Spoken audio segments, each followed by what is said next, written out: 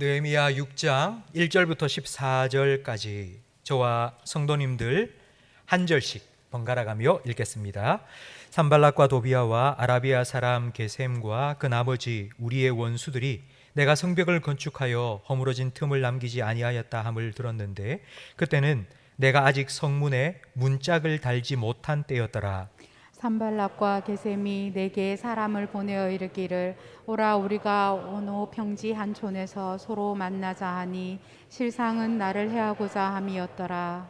내가 곧 그들에게 사자들을 보내어 이르기를 내가 이제 큰 역사를 하니 내려가지 못하겠노라. 어찌하여 역사를 중지하게 하고 너희에게로 내려가겠느냐 하매 그들이 네 번이나 이같이 내게 사람을 보내니 나는 꼭 같이 대답하였더니 산발랏이 다섯 번째는 그 종자의 손에 봉하지 않은 편지를 들려 내게 보냈는데 그 글에 이르기를 이방 중에도 소문이 있고 가스무도 말하기를 너와 유다 사람들이 모반하려 하여 성벽을 건축한다 하나니 내가 그 말과 같이 왕이 되려 하는도다. 또 내가 선지자를 세워 예루살렘에서 너를 들어 선전하기를 유다에 왕이 있다 하게 하였으니 지금 이 말이 왕에게 들릴지라. 그런즉 너는 이제 오라 함께 의논하자 하였기로 내가 사람을 보내어 그에게 이르기를 내가 말한 바 이런 일은 없는 일이요 내 마음에서 지어낸 것이라 하였나니 이는 그들이 다 우리를 두렵게 하고자 하여 말하기를 그들의 손이 피곤하여 역사를 중지하고 이루지 못하리라 함이라. 이제 내 손을 힘있게 하옵소서 하였노라. 이후에 무에다벨의 손자 들라야의 아들 스마야가 두문불출하기로 내가 그 집에 가니 그가 이르기를 그들이 너를 죽이러 올 터이니 우리가 하나님의 전으로 가서 매소 안에 머물고 그 문을 닫자 저들이 반드시 밤에 와서 너를 죽이리라 하기로 내가 이르기를 나 같은 자가 어찌 도망하며 나 같은 몸이면 누가 외소에 들어가서 생명을 보존하겠느냐. 나는 들어가지 않겠노라 하고 깨달은즉 그는 하나님께서 보내신 바가 아니라 도비아와 산발랏에게 뇌물을 받고 내게 이런 예언을 함이라. 그들이 뇌물을 준 까닭은 나를 두렵게 하고 이렇게 함으로 범죄하게 하고 악한 말을 지어 나를 비방하려 함이었느니라. 내 하나님이여 도비아와 산발락과 여선지 노아다야 그 남은 선지자들 곧 나를 두렵게 하고자 한 자들의 소행을 기억하옵소서 하였노라. 아멘. 성경은 66권입니다. 66권 다 하나님의 말씀입니다. 그런데 저는 그 중에 느헤미야를 선택해서 6월 달부터 지금까지 말씀을 전하고 있습니다. 예루살렘을 회복시키신 하나님께 우리도 좀 집중하고 코로나로 지친 우리의 마음이 회복되기를 원해서입니다. 제 전공은 건축입니다. 저는 건축을 참 재밌게 공부했습니다. 제가 설계한 도면대로 집이 세워지는 것을 상상하면 참 가슴이 뛰었습니다. 그러나 하나님께서 목회자로 부르심을 깨닫게 되었고 목회자의 삶을 선택했고 지금도 그 길을 가고 있고 앞으로도 목회자의 삶에 집중해서 살아갈 겁니다. 우리의 인생에 선택과 집중은 참 중요합니다. 왜냐하면 우리가 가진 시간과 돈은 무한하지 않기 때문입니다. 우리 인생은 딱 한 번밖에 없습니다. 그래서 한 번밖에 없는 인생에 선택하고 집중하며 살아가는 것이 너무 중요합니다. 예수님께서는 자신과 우리의 관계를 포도나무와 가지로 비유하셨습니다. 요한복음 15장에 나는 포도나무요 너희는 가지다 라고만 말씀하지 않으셨고 하나님도 한 역할을 하고 있다고 말씀하셨습니다. 우리 15장 1절 말씀을 화면을 보면서 함께 읽겠습니다. 나는 참 포도나무요 내 아버지는 농부라. 무릇 내게 붙어 있어 열매를 맺지 아니하는 가지는 아버지께서 그것을 제거해 버리시고 무릇 열매를 맺는 가지는 더 열매를 맺게 하려 하여 그것을 깨끗하게 하시느니라. 아멘.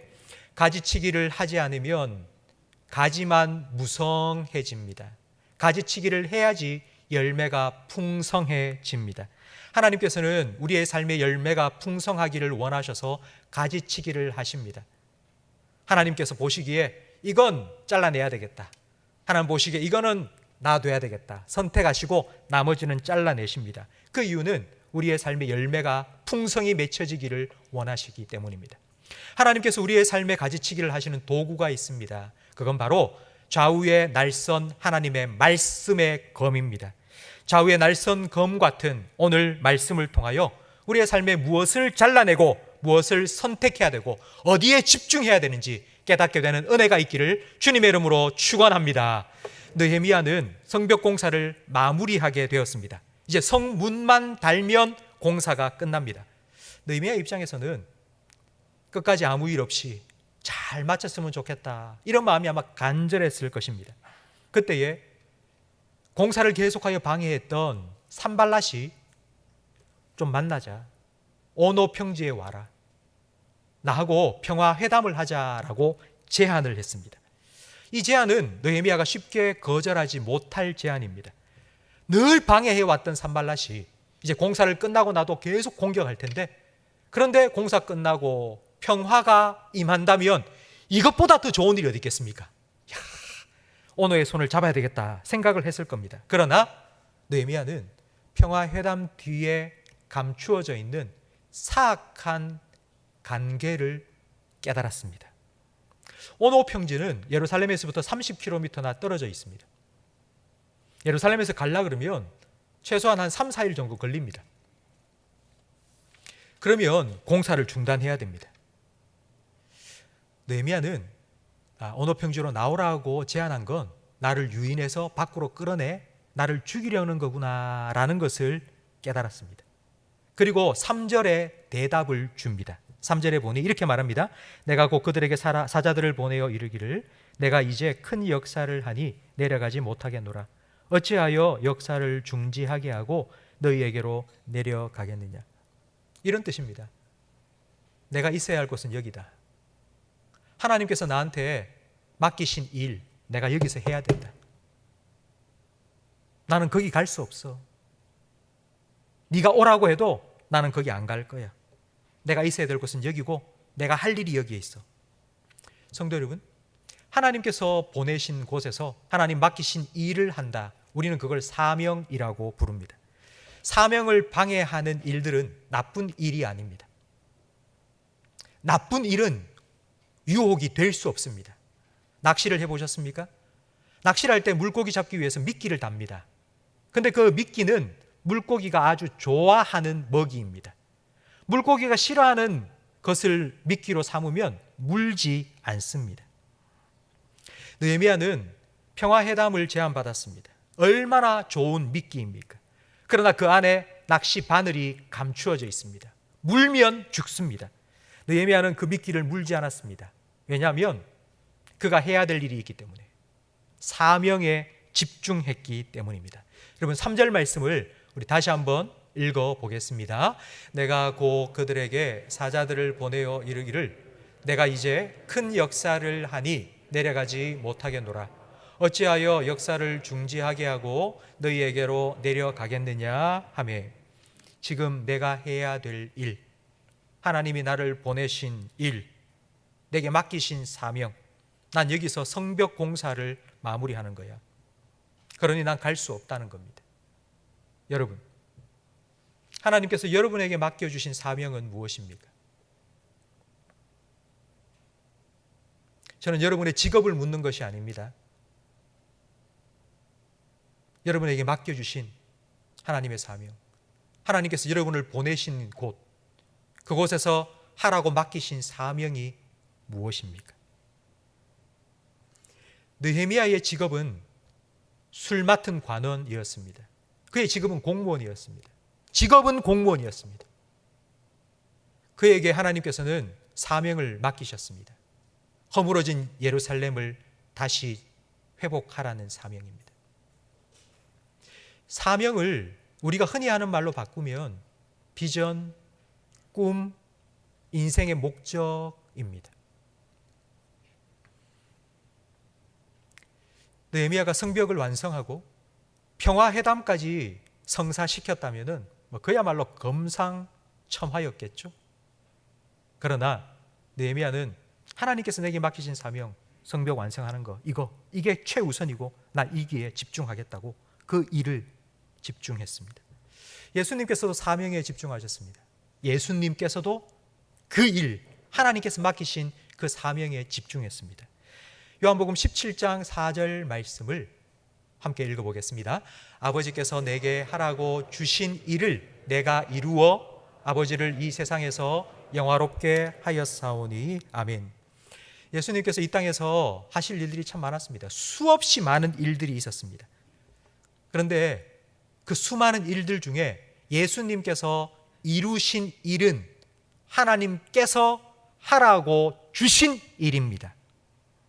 예수님이 아니면 안 되는 일, 예수님만 하실 수 있는 일, 그 일을 예수님께서는 집중하셨고 그 일을 이루셨습니다. 예수님은 모든 병자를 다 찾아다니며 고쳐주지 않으셨습니다. 예수님은 인생의 모든 문제를 다 해결해 주지도 않으셨습니다. 십자가 위에서 예수님께서는 다 이루었다 말씀하셨습니다.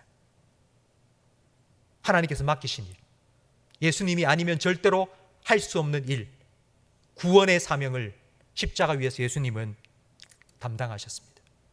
예수님은 그 일에 집중하셨고 그 일을 이루셨습니다. 여러분, 다시 여러분에게 묻고 싶습니다. 여러분의 사명은 무엇입니까? 하나님께서 여러분에게 맡기신 일, 여러분이 안 되면, 여러분이 아니면 안 되는 일, 그래서 여러분을 하나님께서 보내신 그 자리, 여러분이 지켜야 할 그 자리 어디입니까?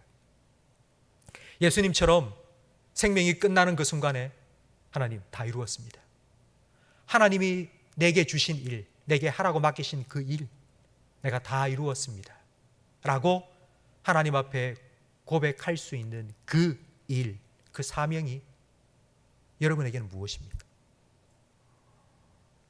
만약 우리가 이 사명을 깨닫지 못한다면 우리는 초점이 없는 삶을 사는 것입니다. 초점이 없다는 말을 요즘 말로 표현하면 분주복잡한, 바쁘게 사는 것입니다. 바쁘게 사는 건 열매가 풍성한 게 아니라 가지만 무성한 것입니다. 말씀을 준비하면서 저의 사명이 무엇인가 생각해 보았습니다. 제 직업은 여러분 목사라고 할 수 있겠죠. 그러나 목사가 제 사명은 아닙니다. 제 사명이 무엇일까? 하나님께서 제게 맡겨주신 내가 해야 될 일이 무엇일까 생각해 보니 두 가지가 생각이 났습니다. 하나는 우리 성도님들을 하나님께로 조금 더 가까이 나아갈 수 있도록 돕는 것. 그리고 또 하나, 두 번째는 하나님께서 제게 맡겨주신 두 아이를 저를 통해서 하나님 아버지가 어떤 분인지를 알도록 만들어주는 것.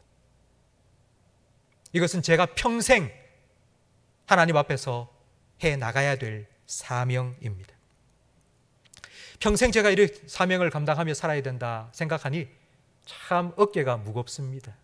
그런데요, 아프리카에 파송된 선교사님 한 분이 현지인과 함께 한 번도 가보지 못한 오지 마을에 가게 되었습니다. 근데 그 마을은 강을 건너야 됩니다. 근데 그 강에 얼마나 물이 센지 급류가 흘러가고 있습니다. 가이드가 선교사님, 저를 따라 하시면 됩니다. 강 옆에 아주 큰 바위가 있었습니다. 그 무거운 바위를 막 끙끙하고 들었습니다. 그리고는 그 바위를 들고 강을 건너갑니다. 그 바위의 무게 때문에 강물에 휩쓸려 떠내려가지 않은 것입니다. 사명이 참 무겁습니다. 사명을 감당해 나간다는 것 참 힘듭니다. 그래서 내려놓았으면 좋겠다, 그만뒀으면 좋겠다 싶은 생각이 들 때도 있습니다. 그러나 그 순간, 내려놓는 그 순간, 그 자리를 떠는 순간 떠내려가 버립니다. 하나님께서 제게 주신 이 사명을 기억하고 그 자리를 지키며 살아가는 것이 제가 사는 길이더라고요. 그냥 사는 게 아니라 잘 살아가는 길. 하나님께서는 그래서 우리에게 사명을 맡겨주신 것입니다. 산발랏은 느헤미야에게 오라, 너 거기 있지 말고 우리 좀 만나자, 오노 평지로 오라고. 여러분, 오노 평지로 가지 마십시오. 여기가 참 좋다, 여기 편하고 좋다, 우리 좀 만나자고, 우리 함께 지내자고 누가 여러분에게 손짓하더라도 여러분 가지 마십시오. 하나님께서 나를 보내신 이곳 내가 지켜야 된다고, 하나님께서 내게 맡기신 사명이 있다, 나는 그 일을 해야 된다고, 여러분 거기에 집중하십시오. 바로 그 길이 우리가 잘 사는 길입니다. 거짓 평화회담을 거절하자 이제 두 번째 공격을 합니다. 그 두 번째 작전이 5절 말씀에 나와 있는데 함께 화면을 보면서 읽겠습니다. 산발랏이 다섯 번째는 그 종자의 손에 봉하지 않은 편지를 들려 내게 보냈는데, 산발랏이 느헤미야에게 편지를 써 보냈습니다. 그 편지의 내용이 무엇이냐면, 느헤미야야, 너 성 쌓고 있지? 지금 이런 소문이 돌고 있어. 네가 성을 쌓고 그 성의 주인이 네가 되고 네가 왕이 되고 싶어 하지. 지금 그 소문이 퍼졌는데 아마 그 소문이 곧 아닥사스다 왕의 귀에도 들어갈 거야. 그러면 너 반역자야. 반역자. 반역은 군대를 보내서 다 징벌할 거야. 네가 애써 쌓은 성도 왕이 보낸 군대에 짓밟히게 될 거고 무너질 거야. 그러니 너 나하고 좀 만나자. 네가 그런 속셈이 없다는 건 내가 변명해 줄게. 변호해 줄게. 우리 만나서 좀 이야기 좀 하자라고 편지를 보낸 것입니다. 그런데 이 편지가 봉하지 않았습니다. 봉하지 않았다는 말은 누구나 꺼내서 읽어볼 수 있다는 말이고, 그 말은 소문이 번지도록 했다는 뜻입니다. 봉하지 않은 편지를 보냈다? 이 말을 요즘 말로 표현하면 인터넷에 올린 겁니다. 인터넷에 누가 지금 이런 일을 하고 있는데 속셈이 무엇이다, 나쁜 놈이다, 이걸 올린 겁니다. 소문은 가장 쉽고 빠르게 전파되고 사람을 움직이는 힘이 있습니다. 발 없는 말이 천리 간다는 말처럼 소문의 힘은 아주 강력합니다. 뱀이 에덴 동산에서 뱀이 아담과 하와를 유혹할 때 바로 이 소문을 사용했습니다. 뱀은 하나님의 말씀을 정면으로 반박하지 않았습니다. 먹으면 죽는다고? 아니야! 절대로 안 죽어! 이렇게 말하지 않았습니다. 뱀은 이렇게 소문과 같이 흘렸습니다. 죽을지도 몰라. 안 죽을지도 몰라. 쓱 흘렸습니다. 안 죽을지도 몰라? 그 말을 들은 하와는 그래, 괜찮을 수도 있겠네 생각을 했습니다. 그리고 자기 남편 아담에게 가서 전할 때는 안 죽는데 괜찮대 하고 주었습니다. 소문이 사실이 되었습니다. 소문이 진리를 삼켜버렸습니다. 오늘날 우리가 살아가는 이 시대에는 소문과 풍문이 너무너무 많습니다. 여러분 다 핸드폰 가지고 사시죠? 하루에도 카톡이 수백 건 오지 않습니까? 누가 뭐라고 했더라, 누가 뭐라고 했더라, 뭐 어떻다더라, 저떻다더라, 뭐 이렇다더라, 저렇다더라, 얼마나 많은 소문들이 쏟아지고 있습니까? 여러분 그런 소문을 들을 때 여러분 어떤 생각이 드십니까? 저는 여러분에게 꼭 말씀드리고 싶습니다. 누가 그러던데 라는 소문을 들으면 꼭 물으십시오. 그 누가 누구냐고. 누가 말하던데 하지 말고 이름을 말하라고, 누구한테 들었는지 말하라고. 여러분 확인하셔야 됩니다. 그냥 덮어두고 듣고 그거 전하지 마십시오. 다른 사람에 대한 어떤 소문을 들었다면 내 눈으로 직접 확인하기 전에는 믿지 마십시오. 절대로 믿지 마십시오. 이 자리에 앉아 있는데 이 자리에 없는 사람 이야기를 하는 사람이 있다면 여러분 막으십시오. 우리 목사님이 하던데 우리하고 같이 있지 않는 사람 이야기 하지 말라고 그랬다고. 끊으십시오. 막으십시오. 다른 사람의 소문을 듣는 건 우리가 이렇게 잘 막아낼 수 있습니다. 그런데 더 큰 문제는요, 내가 느헤미야처럼 소문의 주인공이 될 때입니다. 만약 여러분에 대한 나쁜 소문이 지금 떠돌고 있다는 걸 들었습니다. 느헤미야처럼. 여러분 어떻게 하시겠습니까? 8절 말씀에 보면 느헤미야가 어떻게 대응했는지 나와 있습니다. 내가 사람을 보내어 그에게 이르기를 내가 말한 바 이런 일은 없는 일이요 내 마음에서 지어낸 것이라 하였나니. 다 네가 지어낸 거야. 절대 그런 일 없어. 나 떳떳해. 아주 막 이런 지하에 딱 잘라버린 겁니다. 여러분 우리가 보통 나에 대해서 나쁜 소문이 떠도는 것을 알았다면 우리는 자꾸 변명하고 싶은 마음이 생깁니다. 그러니까 사람들을 찾아다니면서 혹시 누가 나한테 이런 얘기하는 거 들어봤어? 아니야.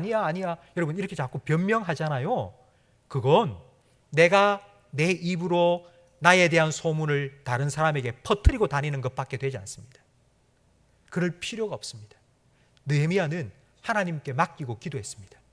9절 말씀에 보니 느헤미야는 이렇게 하나님께 기도합니다. 하나님, 이제 내 손을 힘있게 하옵소서. 하나님, 내 손을 힘있게 좀 붙잡아 달라고.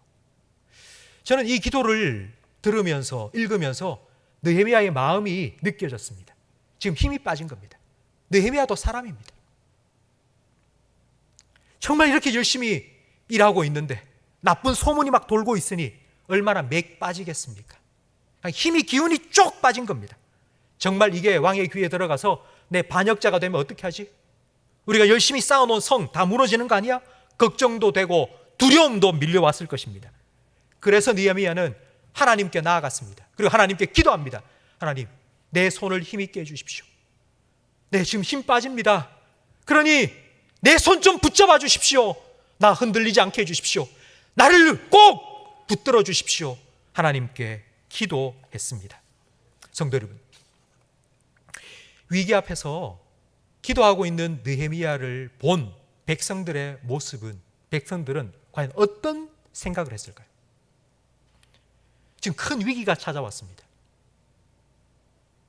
그런데 백성의 지도자라고 하는 느헤미야가 기도합니다. 만약 여러분이 예루살렘에 있는 예루살렘 백성이었다면 그런 느헤미야를 보면서 여러분 무슨 생각을 하겠습니까? 기도한다고? 지금 이 상황에? 그렇다면 제가 다음 질문을 드리겠습니다. 그런 위기 상황에서 기도하고 있는 느헤미야를 보신 하나님은 어떤 마음을 가지실까요? 2차 세계대전 때 진격해오는 독일군을 좀 막아보려고 영국은 30만이나 되는 군인을 프랑스로 파병했습니다. 그러나 역부족이었습니다. 패전에 패전을 거듭하다 프랑스에 있는 작은 해변 도시 덩케르크에 고립되었습니다. 이제 일주일 후면은 전멸하게 됩니다. 만약 거기에서 전멸했다면 영국군 30만 명이 아마 세계 2차 대전은 독일의 승리로 끝났을 겁니다. 역사가 바뀌었을 겁니다. 이 소식을 접한 영국 국회가 급히 소집이 되었습니다. 처칠 수장을 가운데 앉혀놓고는 사람들이 손가락질하며 질타합니다. 수상이 돼서 군사작전 제대로 못해 30만 명의 우리 젊은이들 다 죽이느냐고 욕을 하고 있는데 그때 처칠은 이러고 있었습니다. 영국 국회의장이 처칠을 향하여 막 욕을 하면서 이렇게 말합니다. 지금 이 상황에 졸아요? 잠이 와요?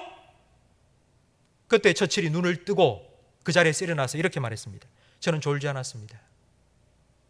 저는 하나님께 기도했습니다. 30만 명 우리 젊은이들을 살려달라고 하나님께 기도했습니다. 웅성웅성하던 국회의사당이 조용해졌습니다. 그리고 영국 전국에 국가 기도의 날을 선포하고 30만 명의 우리 젊은이들을 살려달라고 기도하기 시작했습니다. 하나님께서 그 기도에 응답하셨습니다. 덩케르크로 진격하고 있는 독일 전차 부대가 더 이상 진격하지 못하도록 하나님께서 폭우를 쏟아부으셔서 진흙벌이 되게 하셨습니다. 그러나 해변 쪽으로는 정말 맑은 날씨가 찾아왔고 영국에서 보낸 배에 30만 명의 모든 군인들이 다 탑승하고 무사히 탈출할 수 있었습니다. 성도 여러분, 우리도 살아가다 보면 덩케르크에 포위된 영국 군인들처럼 사변이 우겨쌈을 당하여서 정말 꼼짝 못하게 될 것 같고 이제 정말 끝났다 싶을 때가 우리에게 찾아옵니다. 이런저런 이야기들을 듣고 생각이 많아지고 마음이 분주해질 때가 있습니다. 여러분 그때에 하나님께 집중하십시오. 느헤미야처럼 하나님께 집중하시고 하나님께 기도하십시오. 하나님 내 손 붙잡아 주십시오. 지금 내가 흔들리고 있습니다. 하나님 내 손 붙잡아 주십시오. 상황과 생각을 뛰어넘는 하나님의 평강이 여러분의 마음과 생각을 지켜주실 줄로 믿습니다. 세 번째, 느헤미야를 음해하기 위해서 산발랏은 느헤미야의 최측근 한 사람을 매수했습니다. 그 사람이 10절 말씀에 나오는 스마야인데 스마야는 제사장입니다. 제사장이 느헤미야에게 찾아와서 이렇게 말합니다. 암살 시도가 있다. 오늘 밤에 자객을 보내서 너 죽일 거야. 그러니 우리 가장 안전한 곳으로 가자. 그 안전한 곳은 성소. 그 성소에 나와 함께 들어가서 문을 닫고 거기서 하나님 살려달라고 우리 같이 기도하자. 그러면 하나님께서 네 생명을 안전하게 지켜주실 거야. 여러분, 이 얼마나 은혜롭고 영적인 제안입니까? 성소에 들어가서 기도하고 하나님의 보호하심을 받자. 그러나 이 제안에는 함정이 있습니다. 그 함정은 성소에는 아무나 들어갈 수 없다는 겁니다. 만약 느헤미야가 자기 생명을 부지하기 위해서 제사장 스마야와 함께 제사장만 들어갈 수 있는 그곳에 들어갔다면 성소를 범하는 죄를 짓는 것입니다. 느헤미야는 11절 말씀에 이렇게 대응합니다. 11절 말씀을 화면을 보면서 함께 읽겠습니다. 내가 이르기를 나 같은 자가 어찌 도망하며 나 같은 몸이면 누가 외소에 들어가서 생명을 보존하겠느냐. 나는 들어가지 않겠노라 하고. 이게 이런 뜻입니다. 나 같은 몸이면. 이 말은 나는 제사장이 아니야. 나는 너 같은 제사장이 아니잖아. 근데 내가 어떻게 들어갈 수 있어? 내가 만약 들어간다면 내가 자객의 손에 안 죽는 게 아니라 아마 하나님 손에 내가 죽을 거야. 하나님이 금하신 걸 내가 어기면 하나님이 먼저 내게 벌 주실 거야. 그러니 나는 들어가지 않겠다고 거절했습니다. 여러분, 느헤미야가 이것을 깨닫고 거절하는 것이 쉽지 않았을 겁니다. 왜냐하면 사람에게는 본능이라는 것이 있습니다. 사람의 본능은 만약 여러분이 저한테 뭔가를 던지면 아마 저는 손을 먼저 탁 올릴 겁니다. 그리고 눈을 감습니다. 나를 보호하기 위한 본능적인 행동입니다. 사람은 안전을 선택하려는 본능이 있습니다. 사람은 살아가려는 본능이 있습니다. 너를 죽이기 위해서 자객이 온다? 그러면 나 살아야 되는데 아마 그 생각을 먼저 하게 됩니다. 그게 바로 생존 본능입니다. 생존 본능과 말씀 순종, 이 두 개 사이에서 무엇을 선택할까요? 아마 이런 생각이 들 겁니다. 내가 살아야지 그 다음에 순종하든지 말든지 할 거 아니냐. 내가 사는 게 먼저 아니냐? 하나님 말씀 순종하는 거 내가 살아야지 하지. 쉽지 않은 선택입니다. 또 하나는 이 말을 제사장 스마야가 했기 때문에 더 분별하기가 힘들었습니다. 제사장이니까 제사장이 하는 말이니까 그게 옳겠지라고 생각할 수 있습니다. 요즘 전문가의 말이라 하면 그냥 모든 사람들이 그냥 끔뻑합니다. 누가 권위 있는 사람이 했는 말인데, 누가 했는 말인데 그 한마디 말하면 조용해집니다. 전문가, 그 분야의 권위자가 하는 말 듣고 도움 받아야죠. 필요합니다. 하지만 그 사람이 하는 말이 다 옳다고 믿는 것은 위험합니다. 아주 위험합니다.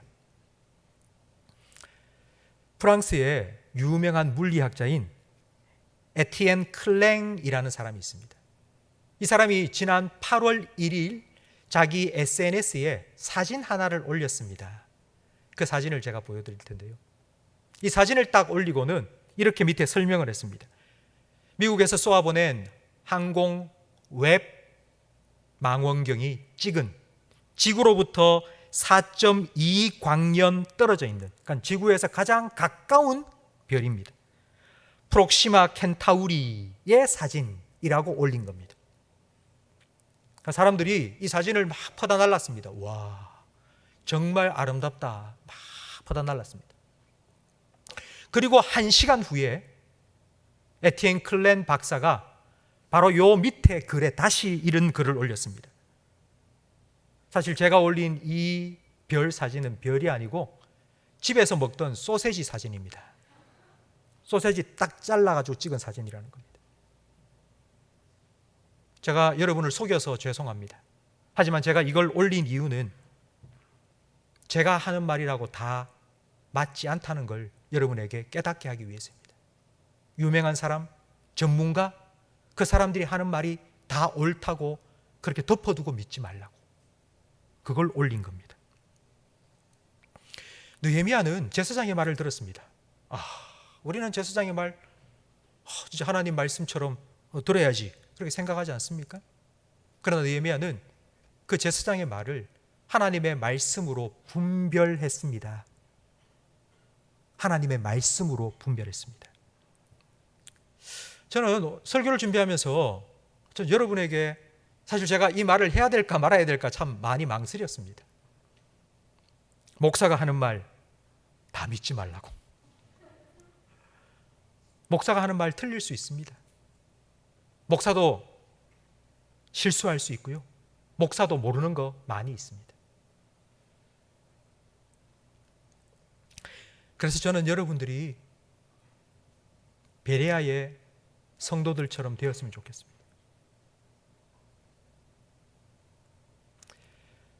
사도행전 17장 11절 말씀을 함께 읽어보겠습니다.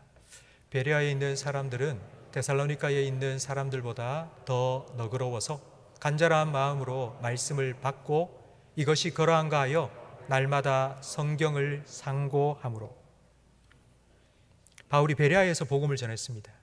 베레아 사람들은 바울이 설교할 때 간절한 마음으로 스펀지가 물을 흡수하듯이 쫙쫙 받아들였습니다. 근데 그걸로 끝이 난 게 아닙니다. 바울 선생님 정말 은혜 받았습니다. 너무 좋습니다.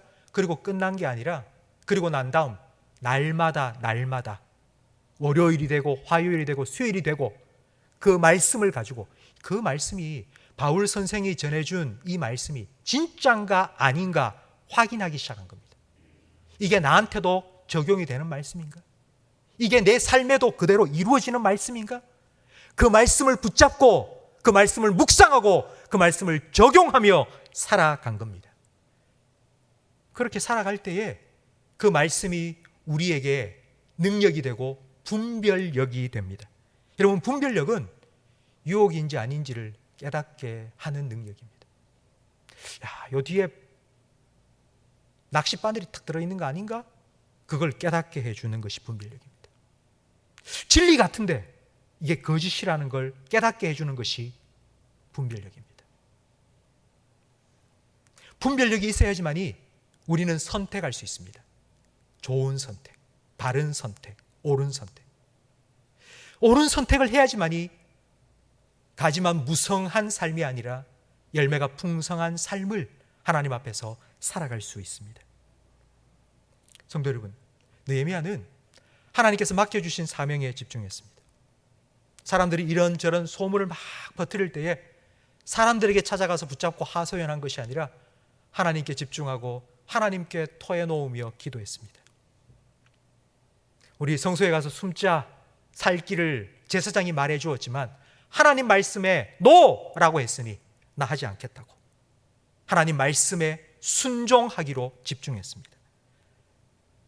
그런 느헤미야를 통하여서 성벽 공사가 52일 만에, 여러분 15절 말씀해 보니 성벽 역사가 52일 만인 엘루월 25일에 끝났다고 말씀합니다. 70년 동안 허물어진 채로 방치되었던 그 성벽이 하나님께 집중한 느헤미야 한 사람을 통하여서 52일 만에 완공되었습니다. 좌로나 우로나 치우치지 않고 하나님을 향하여서, 하나님 맡기신 사명을 향하여서 기도하면서 말씀에 순종하면서 그 길을 걸어간 느헤미야를 통하여서 하나님께서는 이와 같은 역사를 이루어 주셨습니다. 성도 여러분, 느헤미야는 유혹을 분별하고 사명에 집중했습니다. 소문을 분별하고 기도에 집중했습니다. 그리고 위협을 분별하고 말씀에 집중했습니다. 이런 느헤미야를 통하여 하나님께서는 하나님의 놀라운 역사를 이루셨습니다. 성도 여러분, 이제 예배를 마치고 나면 아마 여러분은 또 일주일 동안의 삶을 살아가셔야 됩니다. 여러분이 살아가는 그 일주일 동안 아마 여러분 앞에 수많은 선택의 순간들이 놓여질 것입니다. 이걸 해야 될지 말아야 될지, 여기로 가야 될지 여기로 가야 될지, 이거를 포기해야 될지 아니면 잡아야 될지, 참 많은 선택이 우리 앞에 놓여 있을 것입니다.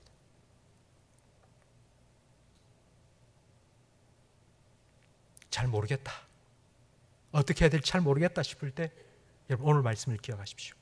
하나님께 집중하십시오. 하나님께서 내게 맡겨주신 사명이 무엇인지 여러분 거기에 집중하십시오. 내가 있어야 할 곳이 어디인지 여러분 그 자리를 지키십시오. 사람에게 여기저기 다니면서 말하지 마시고 먼저 하나님께 여러분의 마음을 토해놓으시고 기도하십시오. 하나님이 원하시는 뜻이 무엇인지를 여러분 하나님께 물으시고 그 말씀에 순종하십시오. 그렇다면 52일 만에 무너져 있던 예루살렘 성을 느헤미야를 통하여 회복시키신 하나님께서 여러분을 통하여서 여러분의 삶에 무너진 곳도 회복시켜 주실 줄로 믿습니다.